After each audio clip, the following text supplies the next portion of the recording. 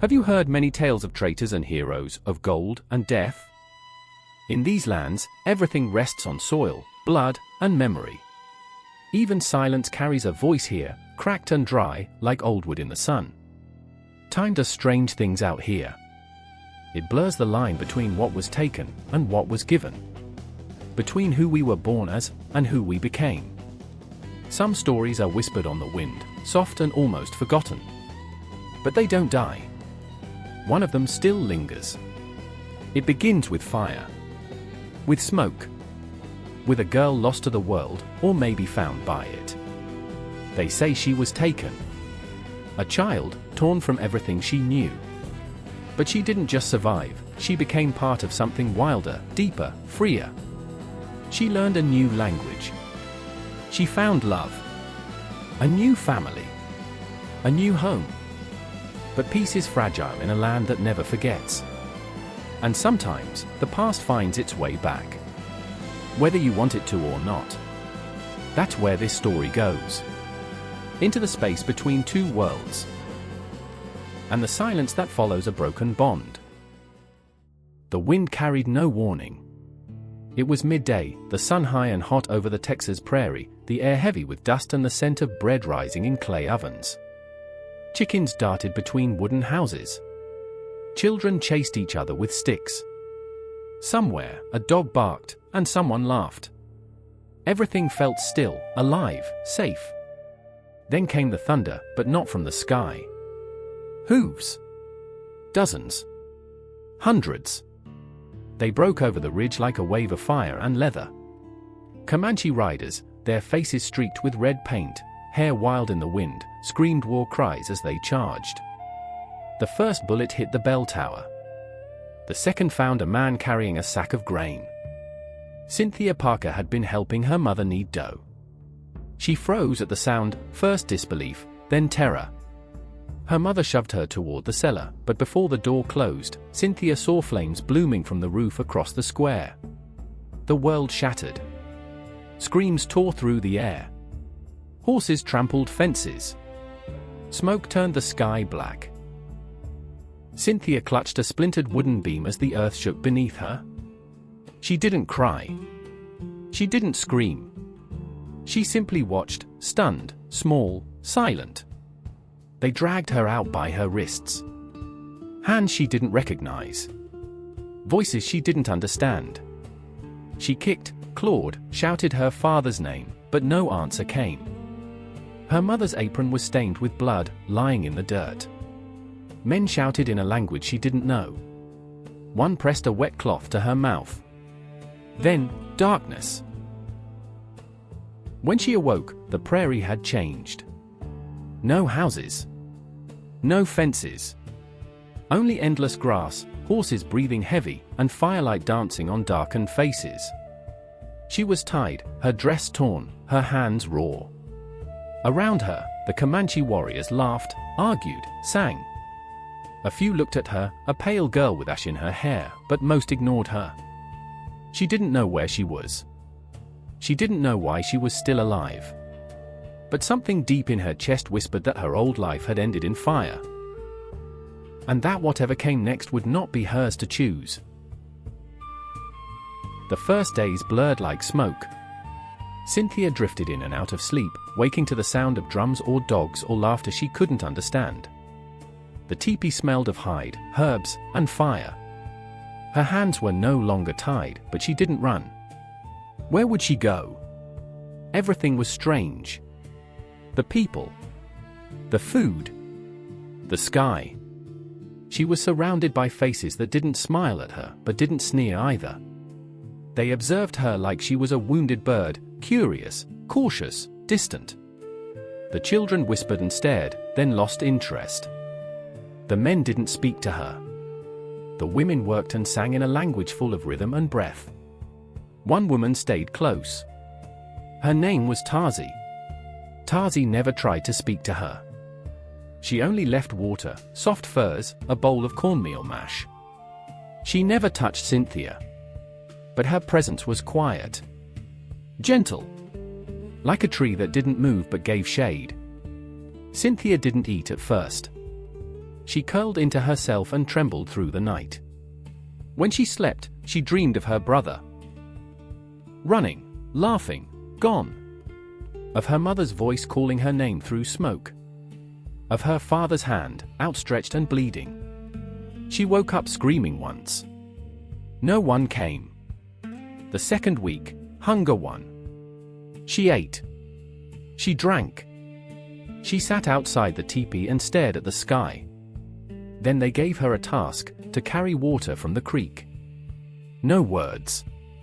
Just a hand pointing, a jug offered. She hesitated. A child giggled. She went. And when she returned, no one clapped, no one praised, but someone handed her a piece of roasted meat. That night, she ate beside the fire. Silence, but no hostility. Time passed. Slowly, the fire inside her cooled from panic to ache. She began to mimic the gestures, watch the rituals. She saw the way they honored the dead, how they painted their faces at dawn, how they danced at night, not for war, but for rain. She learned the first word by accident, to water. Then another, Nami, sky. The world wasn't cruel. Just different. One evening, she caught herself humming. Not her mother's song.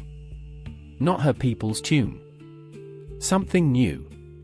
And for the first time, she didn't feel like a prisoner. She felt like a question. By the end of her second year in the camp, Cynthia was no longer seen as the white girl. She had a name now, Enetahe, which meant silent wind. Her hair was longer, woven with beads.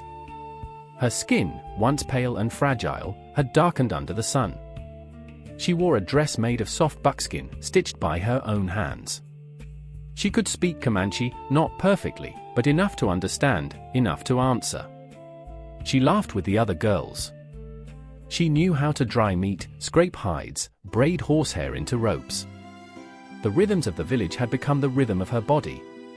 But there were moments, just flashes, when the past returned. A blue ribbon she found in an old bag. The scent of wheat fields after rain. A memory of her mother brushing her hair and whispering, "You'll do great things, Cynthia." Those moments came like ghosts, soft, sad, and fleeting. The others noticed her silence, but respected it. Only one didn't look away. His name was Takar, a young warrior with hawk eyes and a scar on his left cheek. He had never spoken to her directly, not until the night of the storm. The wind had torn half the tents loose. Horses screamed. Fires hissed under rain. Cynthia had rushed to help cover the children with hides. She didn't think. She just moved. Afterward, soaking wet and breathless, she sat alone beneath a tree. Takar approached and said only one word, "Brave." She didn't answer. But their eyes stayed locked for a long time. From that day on, something shifted. He walked near her when they gathered food. He helped her tie rope with one hand while showing her with the other. He never smiled. But she began to recognize the meaning behind his silences. One evening, they sat at the edge of a ridge. The sun bled into the plains below. "I used to have a name," she whispered.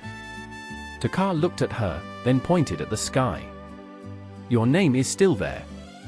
You just wear a new one now." She didn't know what to say. But her chest ached in a new way, not from loss. From becoming. The firelight danced in her eyes, turning them to molten amber. Enetahe sat close beside Takar as the drums pulsed into the night, their low thunder rolling through the earth and up into her bones. Around them, dancers moved in great slow circles, feet pressing a rhythm into the soil older than memory. Painted faces flickered in the shifting light, feathers swaying with each beat. But Enetahe barely noticed the ritual. Her own heartbeat moved to a different song now, slower, deeper, written in glances and in the quiet language that needs no words. They didn't speak much. They didn't need to.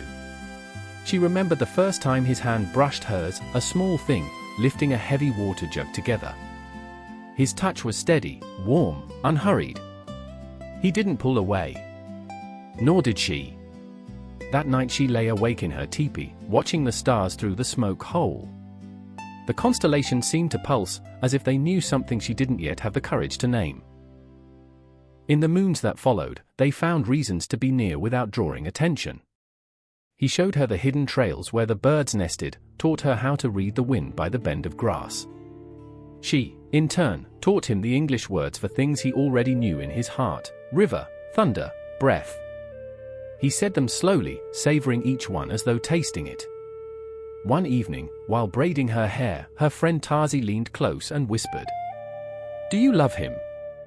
Tahe didn't answer. But the curve of her smile said more than words could. The day of their joining came warm and bright, the air rich with red ochre dust and the sweet, resin scent of cedar smoke. It wasn't a wedding like the one she had once imagined in her old life: no bells, no white dress, no walls to keep the sky away. Instead, the people painted their hands in clay and pressed them together, palm to palm. A strand of her hair was tied to his with sinew, sealing the bond in a way no paper or priest ever could. That night, they shared a single fire. One blanket. One silence. And it was enough. Lying beneath a sky so vast it seemed to swallow all sound, Takar reached for her hand. His fingers traced the pale scar on her palm, the one left by the raid, years ago. "This is where the old life ended," he murmured. She nodded, her gaze steady. "And where the new one began." The seasons turned, and joy took root in their bones like sunlight after a long winter. She laughed more easily. She sang as she ground corn. He carved small wooden toys for the children that had not yet arrived, his hands shaping the future in quiet ways. Then, one dawn, while mist still drifted low across the earth, Tahe reached for him. She took his hand and placed it gently on her stomach. "I think there's a heartbeat there," she whispered. He didn't answer with words. Instead, he drew her close until their foreheads met, their breath mingling. In that still moment, everything they had ever survived seemed to bend toward this single point in time. Later, as the village stirred, Takar stepped into the circle of firelight. Alone, he danced. A slow dance, quiet, but carrying the weight of thunder. His shadow swayed across the earth like the boughs of an old tree in the wind. Tahe watched him from the edge of the light, her eyes holding the whole sky, as if the stars themselves had found a place to rest. The years passed like rivers, slow, deep, unstoppable. Tahe was no longer a visitor in the world of the Comanche. She was part of its breath. Its heartbeat. She no longer translated her thoughts, they came to her now in the language of the wind, of fire, of Takara's voice. Their first child was born on a spring morning, beneath a cottonwood tree. The women surrounded her with calm, and Tazi held her hand the entire time. The child was a boy, dark eyes, silent cry, strong grip. They named him Reno, meaning sun before the rain. The second came 2 winters later, a girl, Sami, who laughed before she could crawl. And then the third, a quiet boy, Ilu, who always looked at the sky as if searching for something just beyond the clouds. Tahe taught them both tongues, the one she had left behind, and the one that saved her. She sang to them in English lullabies and told them stories about 2 worlds. Her voice was their bridge. Takar, when not hunting or guiding the tribe, taught Reno how to ride without reins, how to listen to the earth through his feet. Sami followed, wild and fierce. Ilu followed too, but always with questions. Their home was simple, a large teepee near the river, painted with sun symbols and her children's handprints. In the evenings, they sat in a circle, eating, laughing, watching the fire crackle into stories. There were festivals. Drumming under the stars. Feasts of roasted deer and corn cakes. Dances for rain, for harvest, for joy. Tahe danced too, with bare feet and wild hair and tears she didn't try to hide. One night, Takar gave her a gift, a necklace made from the first tooth Reno had lost, strung with turquoise beads. "So you remember the beginning," he said. She touched the necklace and smiled. "I could never forget." And yet, sometimes, when the wind was just right, she would feel it, the pull. Not sorrow. Not fear. Just a whisper from the life she left behind, a name she hadn't spoken in years. Cynthia. But every time she looked at her children, her husband, her home, that name drifted further into the wind. It began with smoke on the horizon. Not from a campfire. Not from the usual brush fires that came and went with the dry season. This smoke was thick. Black. Controlled. The kind men made. Takar saw it first while hunting with Reno. He returned that evening with his jaw set, saying little. But Natahe knew. Something was coming. 2 days later, a scout arrived. White men were near, 5, maybe 6. Soldiers. Clean uniforms. Big horses. Guns that gleamed. They weren't raiding. They were searching. For her. Natahe's blood turned cold. Takar said they must move the camp. Some agreed. Others said no, it was just a patrol. They wouldn't cross the river. Not this far west. But deep down, she knew. They would come. That night, Natahe wrapped her children close. She sang to them like always. But her voice trembled. Reno asked why her hands were cold. She said it was just the wind. By morning, they had arrived. The sound of boots. Of orders shouted in English. Of the language she hadn't spoken aloud in years. Natahe stood behind the teepee, heart pounding. A white man called her name. Cynthia Parker. No one answered. The voice came again. We've come to take you home. She stepped out, slowly. Her children clung to her dress. Takar stood beside her, motionless. The officer, tall, sharp-eyed, with medals on his chest, looked at her like she was a ghost. My God, he whispered. It's really her. Natahe didn't move. He said her father had been looking for her. That her family had grieved. That she was stolen. Raised by savages. She raised her chin. These people saved me. This is my family. But it didn't matter. The law had found her. By afternoon, they handed her a dress. Blue cotton. Lace sleeves. Shoes she no longer knew how to wear. She was told to say goodbye. She kissed Reno, Sami, Elu. Whispered their names like a prayer. Takar touched her hand. Said nothing. But his eyes, they said everything. When they led her to the horse, she didn't cry. She looked back once, just once, at her family, at the only life she'd ever chosen. And then she rode east, toward a world that no longer felt like hers. The train screeched into the station like some iron beast unwilling to stop, its wheels screaming against the rails. Steam poured in hot clouds, curling around boots and skirts, wrapping the air in a sharp metallic tang. People crowded the platform, craning their necks. Men tipped their hats as if greeting royalty. Women pressed gloved hands to their mouths. Children pointed, too young to understand but sensing the weight of the moment. She stepped down slowly. A shawl clung to her shoulders, wrapped too tight, too clean. Her braids were gone. Her scalp still felt bare without them. The dress scratched at her skin, its lace stiff like paper.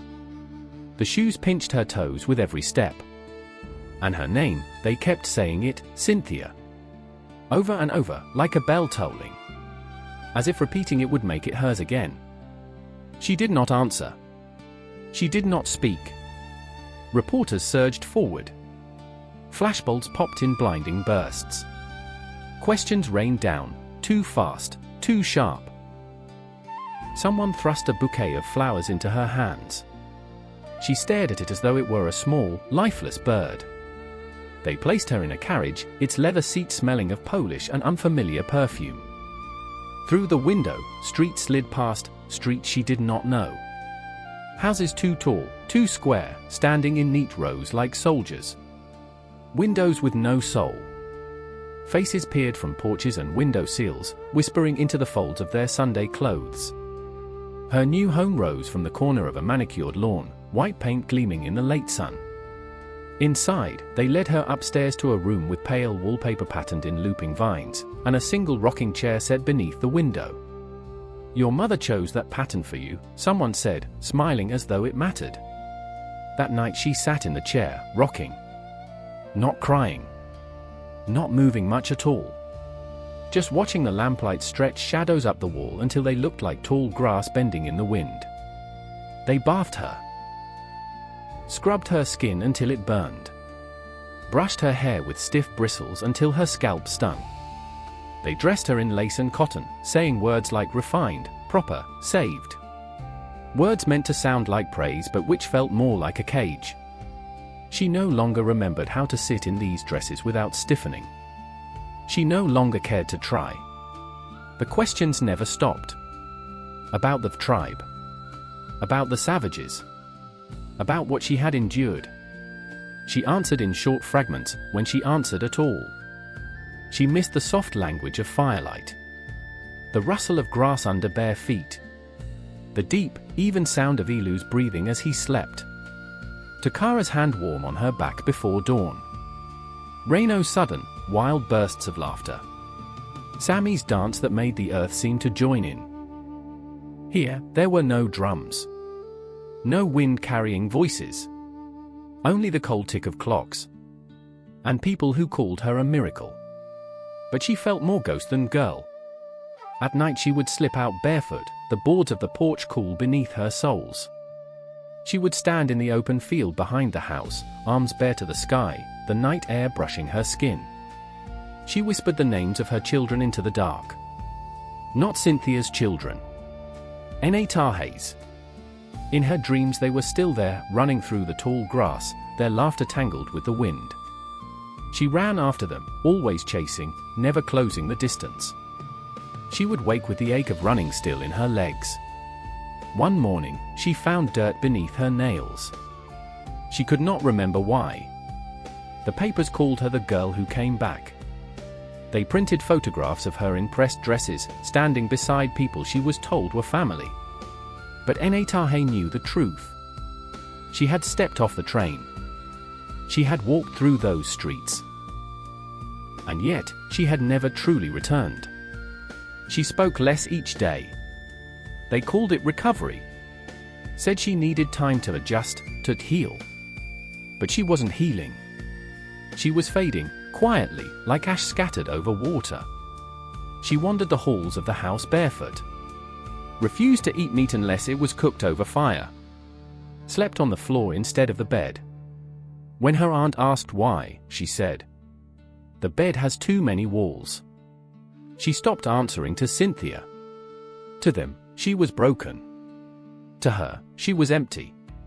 Every now and then, well-meaning people visited. They brought books, dresses, cake. They smiled too brightly. Some asked questions about the Comanche. Others just stared. She didn't blame them. She stared at herself too. In the mirror, she saw a stranger, a woman dressed in someone else's life. No beads. No buckskin. No sun in her hair. Just pale hands that had once held her daughter's face. In dreams, she was back beside the river. Elu chasing frogs. Reino sharpening sticks. Sami singing to a bird in her palm. And Takar, always just at the edge of her sight. She wrote letters she never sent. Drew the same TP again and again on scrap paper. Her fingers ached for a drum that wasn't there. One day, she found a feather in the garden. Just a bird's feather, nothing special. But she held it like a heartbeat. Her aunt found her hours later, sitting in the dirt, unmoving. The town preacher tried to speak with her. He offered parables, salvation, hope. She listened politely, then asked, "Can your God return a mother to her children?" He didn't come back. Winter came. Cold and sharp. She spent most days wrapped in a blanket by the window, watching snow cover the fields. She no longer dreamed. no longer hummed. No longer remembered her own birthday. The rocking chair creaked with her breath. One morning, the housekeeper brought her tea and found the chair still. No note. No sound. No one at the window.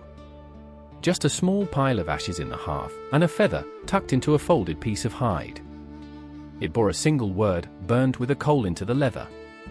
Enatahe.